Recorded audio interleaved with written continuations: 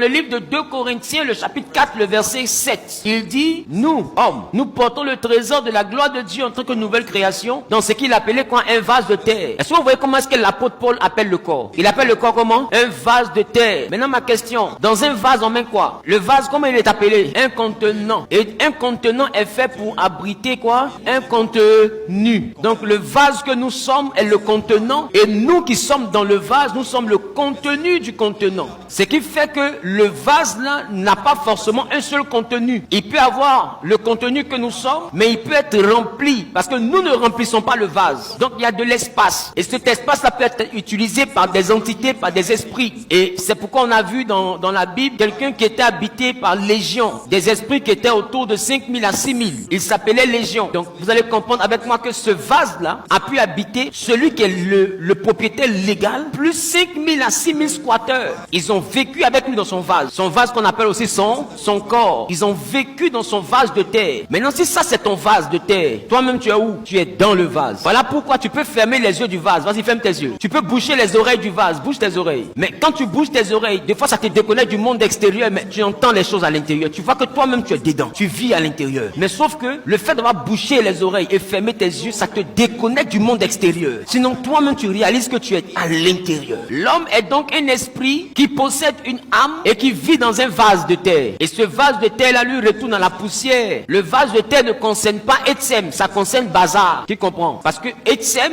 on a vu que Etsem reste dans le sol, mais Etsem ne devient jamais la poussière. Qui se rappelle de ça? Etsem, ça parle de Aidios, ce qui parle aussi de éternel ou éternellement. Donc Etsem, c'est un corps qui dure éternellement. Vous allez remarquer que le corps de l'homme se désintègre dans la dimension Bazar, la putréfaction, mais aucune putréfaction n'est assez puissante pour décomposer l'ossature. Parce que le corps poussière, c'est pas le corps osseux, c'est le corps charnel, le corps chair, viande, bazar. Est-ce que je peux parler à quelqu'un? Donc, est-ce que nous sommes d'accord que l'homme est un esprit? Celui qui est d'accord avec moi, lève la main. Est-ce qu'on est d'accord que l'homme habite dans un vase? Et que ce vase est un vase de terre? Et que ce vase de terre là retournera à la poussière? Maintenant ma question, quand l'homme qui est un esprit, qui vit dans un vase, qui retournera à la poussière, quand cet homme là a son vase qui est gâté, son vase ne fonctionne plus, on dit il est mort. Maintenant ma question, quand il meurt, est-ce que cet homme là, parce qu'il est mort, est-ce qu'il disparaît? Si le vase est un peu comme une voiture, quand ma voiture est gâtée, est-ce que je suis gâté dans ma voiture? Est-ce que j'arrive à vivre en dehors de ma voiture gâtée? C'est ça qu'on appelle la vie après la mort. Parce que nous sommes dans ce vase. Le jour où le vase est gâté, lui il retourne au garage, il retourne à la ferraille, comme la voiture. On va l'enterrer, on va jeter ça à la ferraille. Même nous qui sommes dans la voiture, nous on sort de la voiture, on continue notre vie. Ce qui fait de l'homme numéro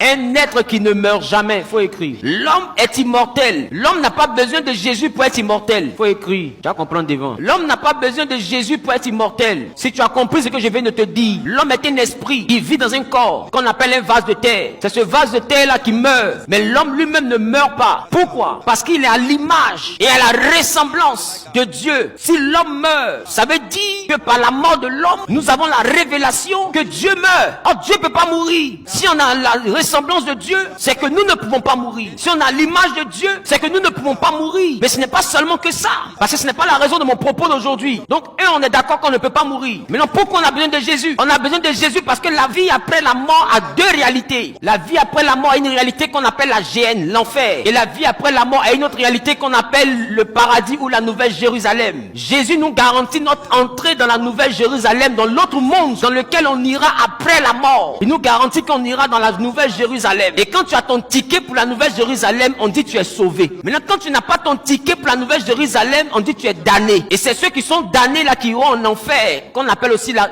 géhenne. Mais écoutez-moi, en dehors de la mort, l'homme vit. Et quand l'homme vit en dehors de la mort, il a deux types de vie.